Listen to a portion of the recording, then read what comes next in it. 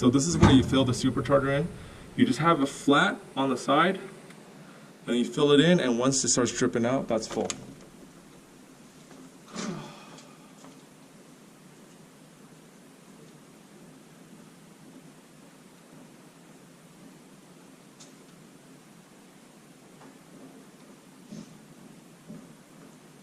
Okay, I'm gonna go pour this out real quick. Be right back.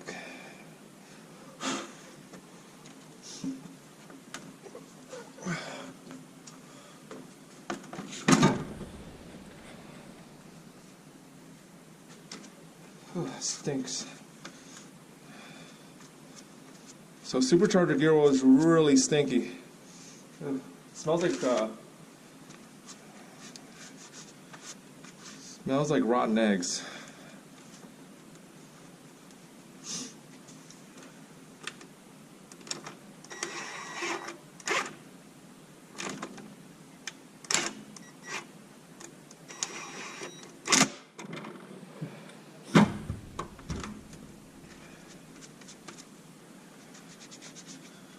We're looking right now.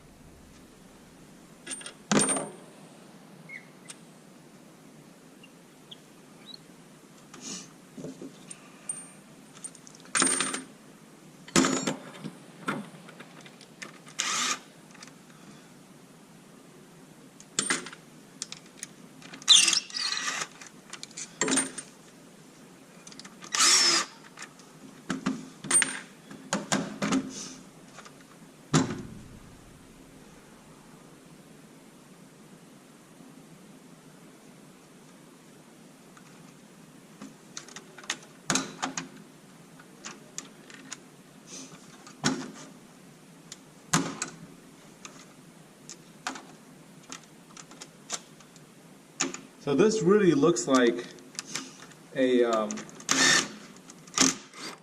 attachment point for a pulley. So you probably put the pulley there, screw it in, and just pull that shaft out.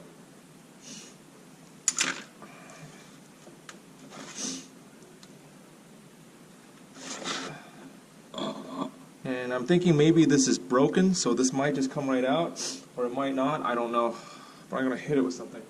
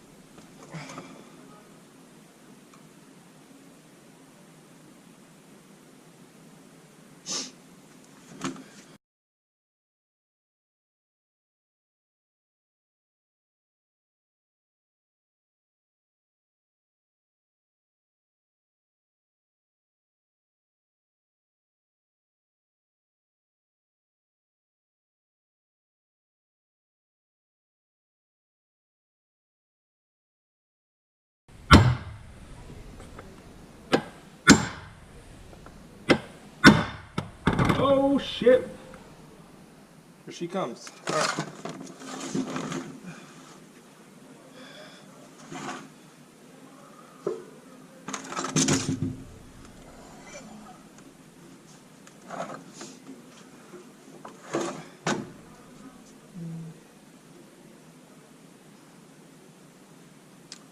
Well,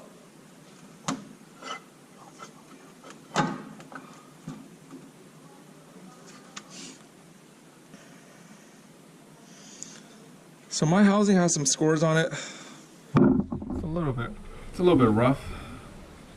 It's worse in the front.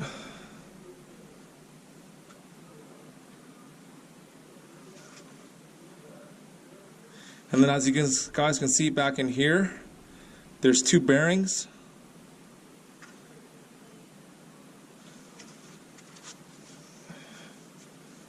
And they spin pretty smoothly.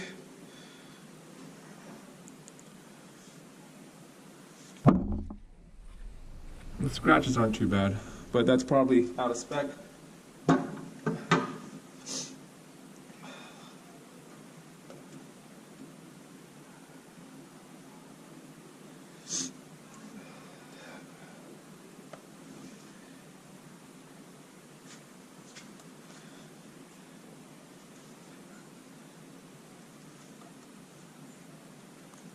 And that's how the boost is made.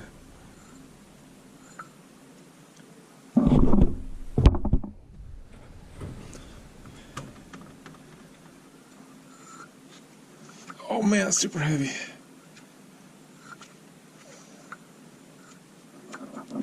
I think that would make a pretty good video, huh? Oh man, that thing's fucking heavy.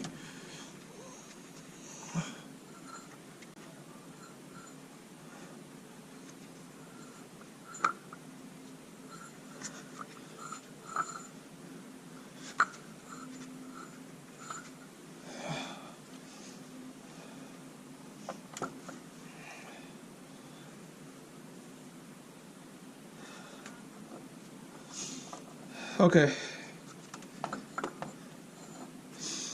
so there must be something in here that's broken. Maybe there's a shaft right in here that's broken. I don't have the pulley to pull this off. I'm going to check to see if my pulley puller can do it, but I don't think I have the right tool for this.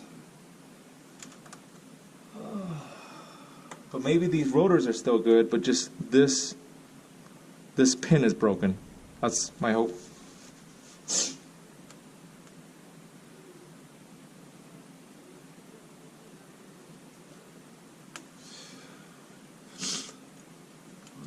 All right, so that's for the disassembly of the Magnuson Supercharger TVS-2300. This is about as much as I can do. That looks pretty cool.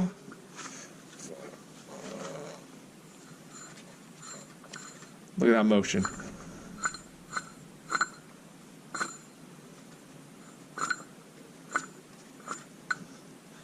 All right. Thanks for watching. Oh, hey, if you guys like the video, subscribe, turn on notifications, and we'll do more cool shit like this. I'm going to call some places tomorrow, see if I can get just a replacement part and fix the supercharger myself. If I can't, then I can't. I gotta ship it out and spend the big bucks. Alright guys, Spike Chin out. Peace.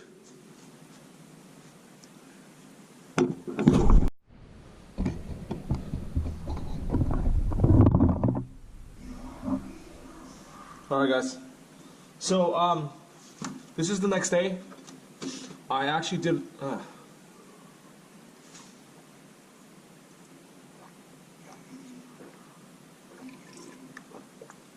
Alright, so this is the next day. I did a little bit of research over the last 24 hours. And so it seems like there's nothing holding the back of the supercharger together. So when we left off yesterday, I said, okay, this is about as much as I said basically this is about as much as I can take apart, right? So I did a little bit of research, and it looks like this whole main cap just comes off, and then there's a couple of pins that transfers the power between this hub to the actual rotors. So I hit it once with a screwdriver, and it's already starting to leak. So I wanted to do this with you guys, so we're both taking a look at this for the first time. And it's super messy. Okay. So we're gonna do this. It's really making a mess. And it stinks. It smells so bad. Alright. So hammer or screwdriver, hammer, and I'm gonna put it right in that wedge right there. And there we go. Coming apart. I'll put the screwdriver in and very easily. Oh, there we go. Alright. So this is the inside of the supercharger. Oh, that smells so bad. Alright. Oh, fuck, smells like vinegar. So, I guess the mechanical gearing part is okay. What broke are the pins. There's 1, 2, 3 pins right there and 1, 2, 3 pins right there. So it's the pins that sheared, and I'm seeing some metal flakes in there. But hopefully it's not too bad. I can just clean it out. But so it looks like right now, all I have to do is just replace these 3 pins. I'm not sure how easy or hard they are to take out. Well, this one just slides out.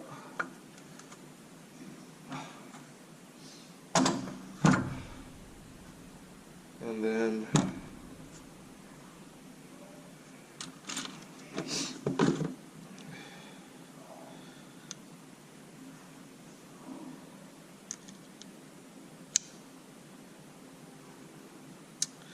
I think this is going to be, oh, okay, so they just pop out. I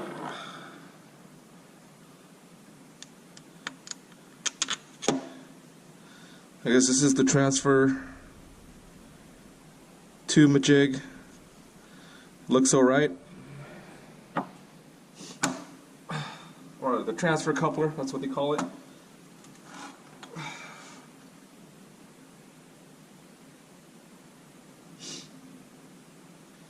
And so what's inside here is a set of gears.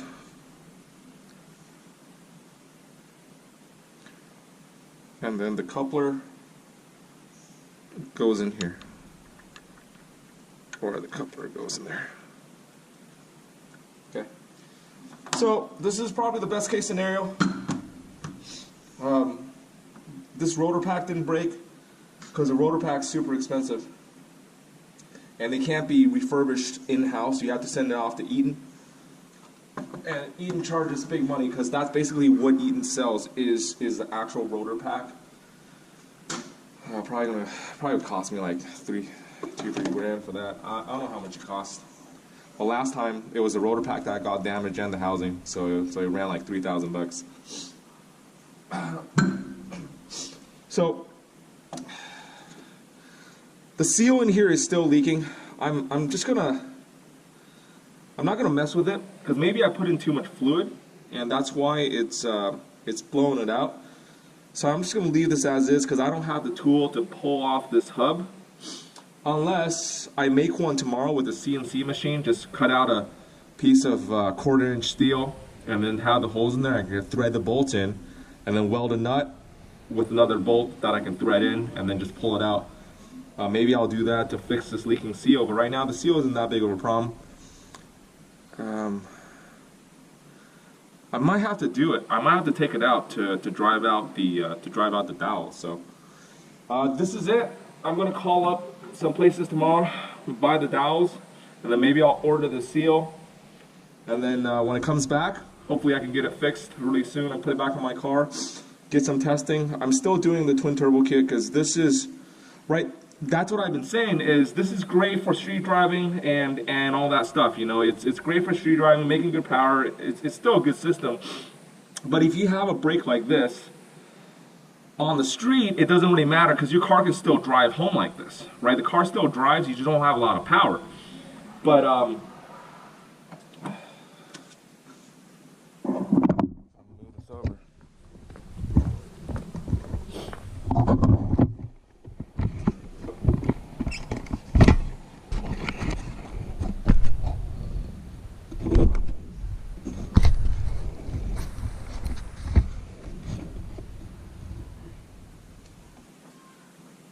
all right, so as I was saying, you know, this is definitely the best case scenario, right? Nothing internal didn't break. The rotor pack wasn't damaged. It was just the pins on the coupler that's transferring the power through to the supercharger. So if you're driving this on the street and if you're going to the track or doing some drag pulls, if it breaks, no problem, right? You can drive home. It's not a catastrophic issue.